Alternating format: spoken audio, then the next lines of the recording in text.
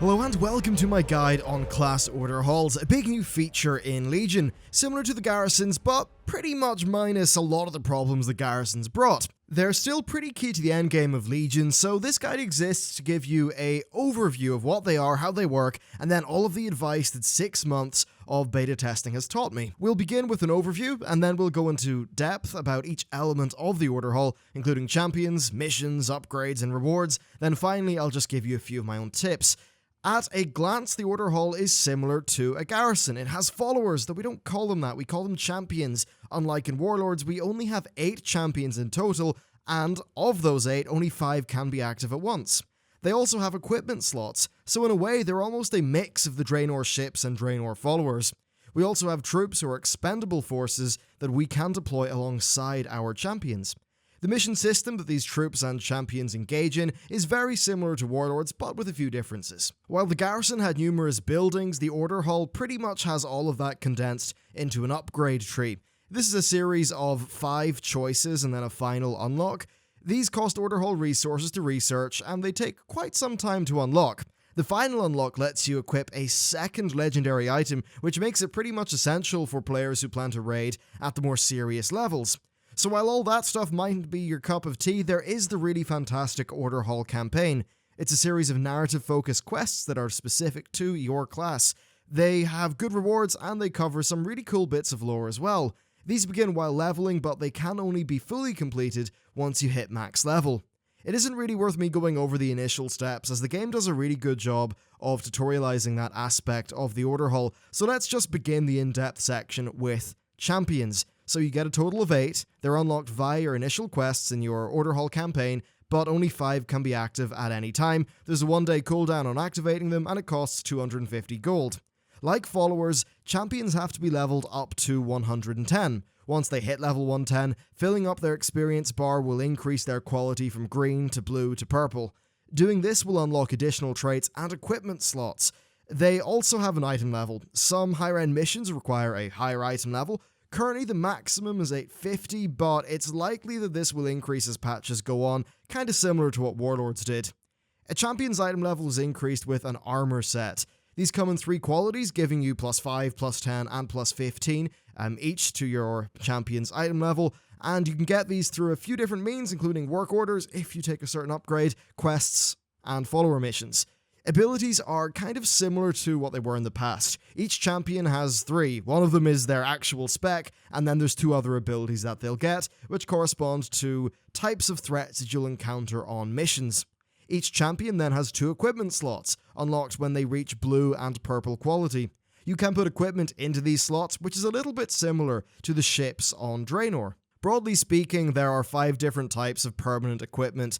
Equipment that increases mission success chance, equipment that decreases mission time, equipment that synergizes with the type of troop that you bring on missions, and equipment that gives you a bonus to your combat ally. There is also single-use equipment that you get through rewards from your world quests, and then also the actual missions from the Order Hall. They can give you nice little one-off bonuses to missions, including some nifty rewards. Now, there's some things that I've mentioned here that I haven't explained yet. Combat allies and troops. Before we move on, I'll explain them. A few champions have the combat ally trait. This means you can assign them in your Order Hall mission table thing to help you out in the world, and this is kind of like having a Garrison ability from Warlords. Some of them are a on-use thing with a cooldown, others are procs, but generally they'll just help you out with your world quests. So next we've got the troops. These are expendable followers that you basically make work orders for. They have 3 uses, denoted by the amount of hearts left in their character portrait. Unlike champions, they don't counter traits, and instead they just offer a flat increase to mission success chance. By default, there's 2 types of troops, lesser and greater. Lesser troops increase your chance by 15%, and then greater ones will increase it by 30%. Anyway, back to equipment.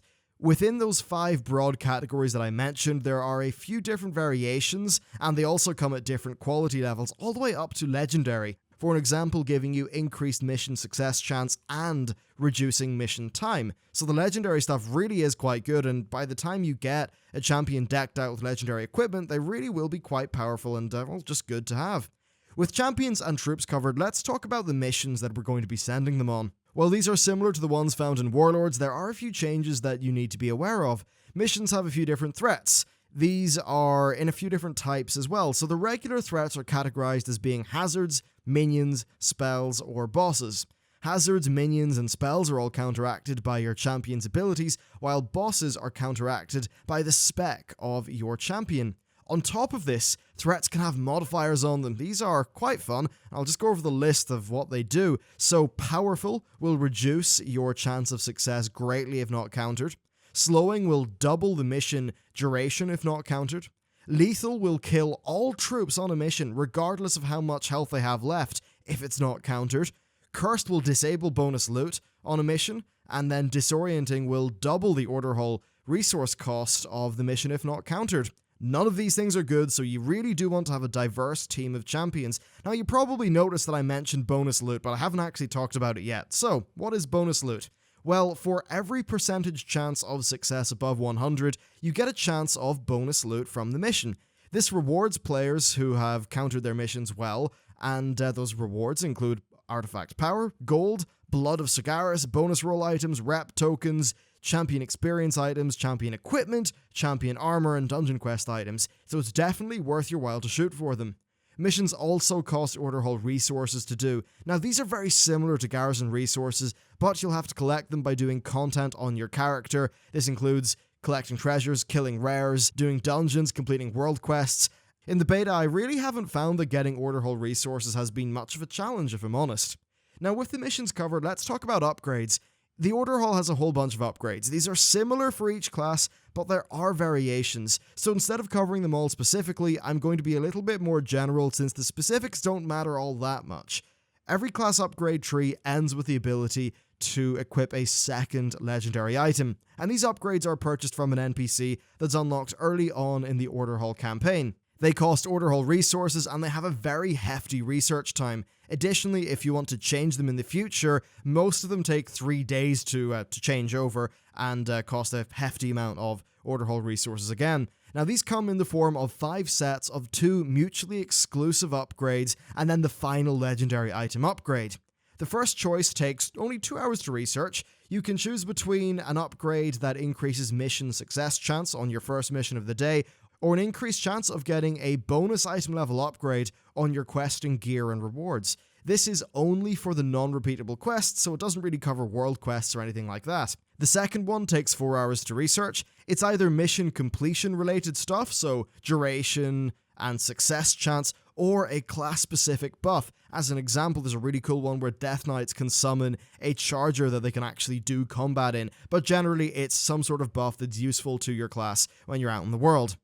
The third choice takes 7 days to research, and it's between getting extra champion upgrade items either via chance or by work orders, or increasing the number of troops that you can recruit overall.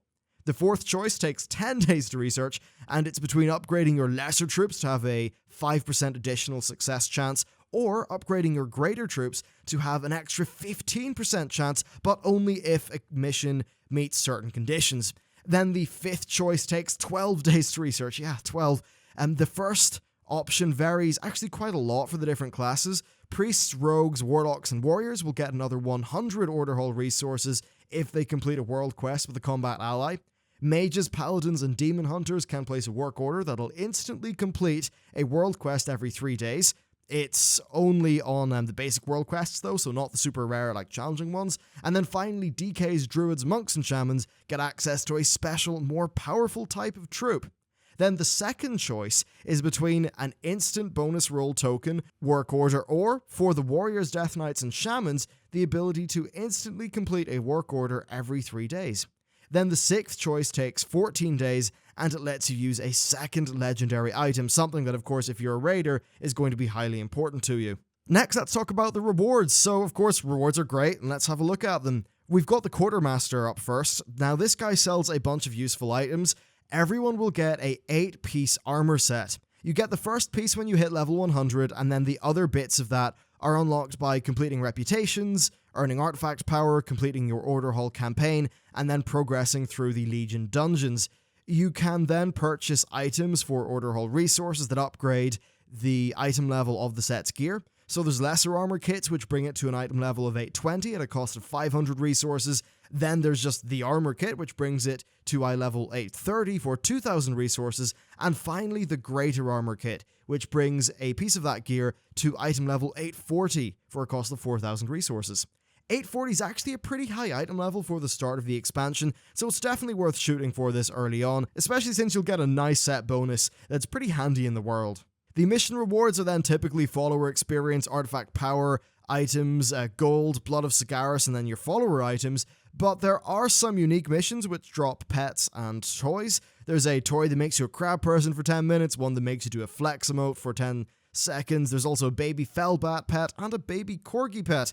And while the gold rewards are nothing like the Garrison, it absolutely is worth doing the gold missions with a top tier team, because that will actually give you a pretty high chance of getting the bonus reward, which essentially doubles the gold. Now, it's nothing crazy, you're getting like 250, 500 gold overall, but hey, it's, every little bit helps, right? And with the rewards covered, I'm going to talk about my recommendations. So first of all, champions have fixed specs. It's not like the randomness of the Warlords ones, so you'll be able to look at your class and just work out a diverse team for your 5 active champions. Overall, it means you just want to cover as many threats as you possibly can with the team that you have, and then you also just want to make sure that you've got one champion of each spec so that you can cover each boss threat in a mission. I also recommend making extensive use of troops, so as much as you can, it's a good idea to get the success chance to a decent level with a champion, and then just throw on troops. This means you can do way more missions at once, so overall it'll be a faster progression. That said, if a mission gives loads of experience and you need XP for your champions, don't use troops because they don't benefit from the XP. Similarly, if a mission has a really good bonus chance reward, then just send your best team overall, rather than just bulking out with loads of lesser troops. I think it's definitely quite fair to say that unlike the Garrison, they have shifted a lot of the extra reward onto playing the system well and getting those, actually getting those bonus rewards. As an example, there's stuff where, you maybe get a dungeon quest item as the main reward from a mission, but you get a bonus roll token as your second reward if you get the bonus the bonus chance, and that really is quite significant. So yeah, really think about your team, because a lot of the extra stuff is about playing this system well.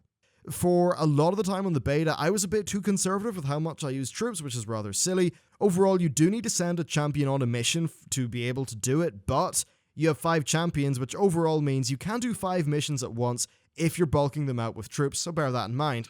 When leveling, you should hold off on sending every champion out. Early on in your leveling process, important missions will spawn, and then delaying those by not having active followers will slow down your progress, which of course we don't want to have happen. So beware that sometimes right after you complete an important quest mission, they're the ones with like the purple marker, you might need to wait like 10 seconds or so for the next one to spawn. It just doesn't appear on the mission list. So there were a few times on the beta where I completed one of those important missions, I looked at my mission table, thought, well, there's no important mission, so I'll send them off on a random one, and then like 10 seconds later, the important mission would spawn after I'd sent my champions out, so I was left there feeling like a right dingus. When you're leveling then, I recommend that just, send your champions off. Then while you're leveling, if you have already sent champions off on an important quest mission, feel free to use your other champions. I haven't found that 2 important quest missions spawn at the same time, and overall, I think it's best to focus on the experience rewarding missions early on. Basically, the artifact power and gold can wait. You'll actually find that more rewarding missions spawn as your team's level and item level increases. Then as far as the upgrades go, honestly, so many of these are playstyle based, and the system overall isn't as important as the Garrisons were, so it's not like we need to go around with hyper-specific builds. Often you see that, one upgrade focuses on missions and the other one focuses on your character. Now, personally, I'll probably go with the mission success chance initially, because I just want to make the order halls as painless as possible, though I definitely will be choosing the upgrade that gives me a bonus chance of an item level upgrade on my quest rewards. Basically, if you think about it, if you are able to cap by only doing 3 zones and you have an entire zone left, then a epic proc from that will actually be kind of useful at max level. So that's my rough plan there. And then also the same thing goes for equipment, since you won't be able to guarantee what type of equipment will drop for you. It's just a case of making the best out of the drops that you get. So similar with the upgrades, a lot of it's just using your own personal intuition and actually just thinking about it before you sort of rush to committing anything. And I suppose that really is it for the class order hulls. We do have elements like the artifact's knowledge. I've covered that in my artifact weapon video, which may or may not be out by the time this video is out, but basically you turn in order hull resources to that NPC and you'll get items that are called like artifact research notes. Whenever you click on those, they increase the multiplier on the artifact power that you get from the items that gave you artifact power. But other than that, I think that's pretty much everything as far as the class order hull goes. It's not as major a system as the Garrisons were, so really this should be all that you need to know to be successful with it. Anyway, that's it for the video. I hope you found it useful. Thank you very much for watching, and I'll see you next time.